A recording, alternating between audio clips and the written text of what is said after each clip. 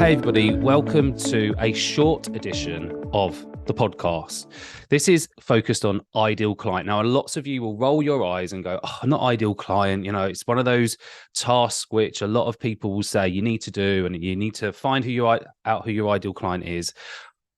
I'm not going to say anything different, but something I've been pondering for a while. Someone asked me a question, Sharon, a few weeks ago, probably a couple of months ago now, actually, and she kind of planted the seed that there are different types of clients. And actually, I've kind of gone down to now there's three main types. You have your ideal client, you have clients, and then you have your nightmare client. And this is kind of like a sliding scale, if you like, but really clear, definitive areas of the sorts of clients that we would experience in, well, I think all service industries would experience, but obviously we're in the tuition industry, so we're the same. We're going to find these people and they're going to come into our lives.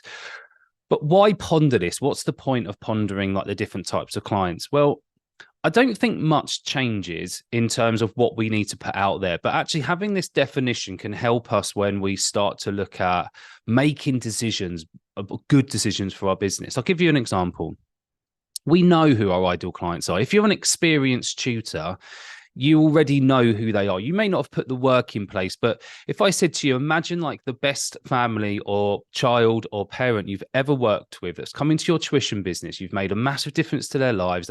Everybody was a real big part of it. Someone will spring to your mind, or someone really close to that definition will spring to your mind. If you're brand new, you might not realize who these are yet, but it's something that you will develop over time. So if you're brand new, I think actually this is where we start rolling our eyes, because it's like, I don't really understand what the ideal client means, because you might not know who they are yet. We might be able to put some things in place, like their age, whether they're the mum, whether they're the dad, but how much they might have to earn to be able to afford tuition, the sort of education that they've had personally, perhaps even like what car they drive, if you really want to go down those routes. Some of those things are helpful, some of them are less so. But actually, that is what I used to think I had to do, was build this overall picture of who they were so I could talk to them. But sometimes we don't know who our ideal clients are until they come into our world. This is where I've kind of landed on right now. An ideal client for me is somebody who comes into the tuition world, my tuition space, and they ask questions. They ask questions of me, and then they listen. They will take on the advice from one professional to them, as usually to another professional in most cases. Again, thinking ideal client, like they are usually a professional person, and then they act upon it. So sometimes it's a parent comes to me and says, "Oh, my child's behind in maths. What could we do?" And we kind of have a conversation about it, their general attitude towards maths, what they're covering at school, how they're covering at school, what that child finds easy, what they're finding hard. And I would say consider those kind of standard questions we would ask a parent or family or child to just generally talk about, to give us a really good idea about how we approach that service. Once we've listened to all of those things, we can then start to form an idea or a plan. Usually this is done out loud. This is just my experience of it. And I say, well, actually, do you know what we need to do is X, Y, and Z. And then they take that on board and start implementing it. Now, that to me is the ideal client. And along the way, we have further conversations as things change. But the key thing here is that we've got everybody buying into the ethos of the business. And that's why knowing or having a better idea of who your ideal client is, it means that you can get them on board. They're getting on board for the right reasons. They're getting on board with you because they believe in your ethos and approach to tutoring. They believe in your ethos and approach to teaching. It's not a decision made on locality. It's not a decision made on price. It's a decision based on the fact they think you are the best person to support them, and they buy into it. I went to a meeting recently with other tutors in a local area, and it was an amazing experience. I love that face-to-face energy that you get. And a tutor there said something which I totally resonated with, and she considered it like the tutor triangle, where at each point you have I suppose a stakeholder is what I'm calling it, but you have the tutor in one corner, you have the family in the other corner, and then you have the child in the other. And if everybody in that triangle is doing their best and trying their hardest, that is a good pathway for a successful service.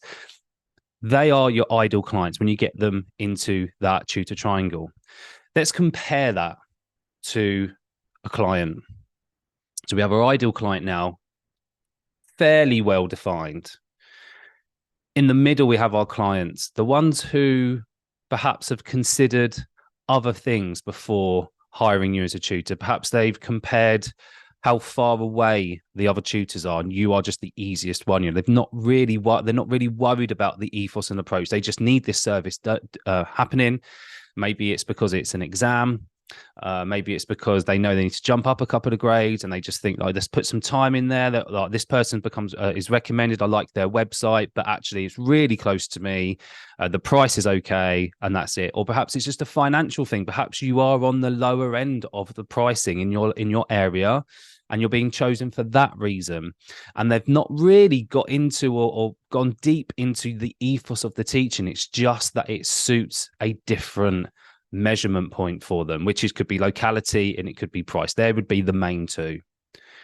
They just turn up. They turn up every week. They're still clients. They're still good clients. They turn up every week. They pay on time. But the only two people really present in the tuition is the tutor and the child, but the parents are not really getting involved.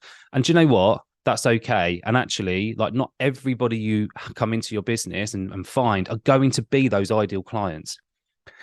And then at the lower end of the scale, the final part is those nightmare clients, the ones who don't or cancel last minute, don't show up, or don't even tell you, and perhaps don't even pay. You know, that's another big pain point for lots of us, is that sometimes people are just really bad at paying, or they're just really high demanding considering the service they've chosen with you. So if someone's coming into a group with me, I try to make sure I deal with a lot of objections up front. So if they need more work, there's a weekly homework email that goes out. So I'd very rarely get that objection. I used to, like, some used to go, yeah, but I need this, I need this, and I need more, and I need more. Keep giving me more, Mr. C.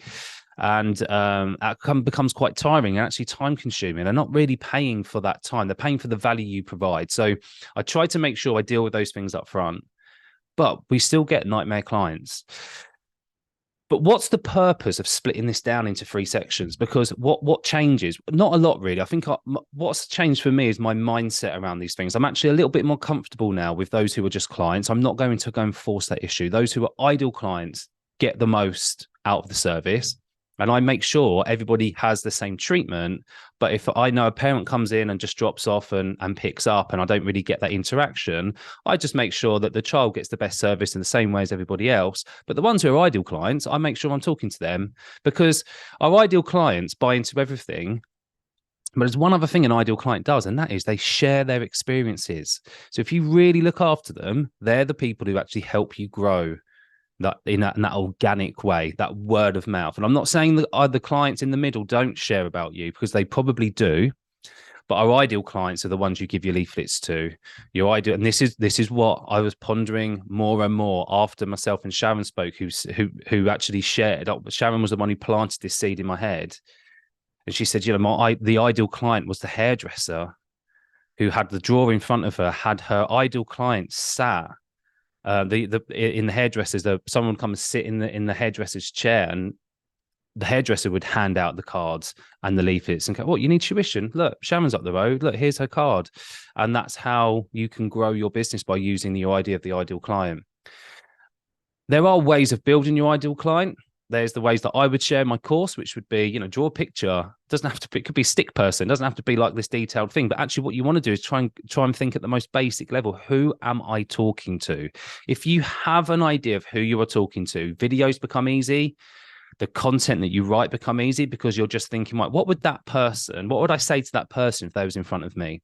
And then suddenly you're typing away, and it becomes more conversational, which is the type of like business speak, the type of copy that would actually convert into people coming into your tutoring world. Or if you're directing them towards your web page or your Facebook page, they're far more likely to go and try and find your Facebook page, or click that link if there's a link in there. So that's ideal client in a really brief way. Let's think of those 3 areas. We've got our ideal client, the ones who buys into the ethos of your tuition business and the way that you teach and the way you want the children to learn. They're the ones who are going to share your successes with other people around in their world, which helps your tuition business grow.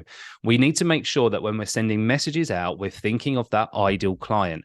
Think of one ideal client and start talking to them through the camera or through the way that you text and the way that you post in your social media groups or in your Facebook page or on your website. Clients are fine. They still have a place. Of course they do. And you're going to find your clients by talking to your ideal clients, but just recognize what they need. They probably don't want to engage over the top with those questions at the start and at the end. They just want you to come and deliver that service.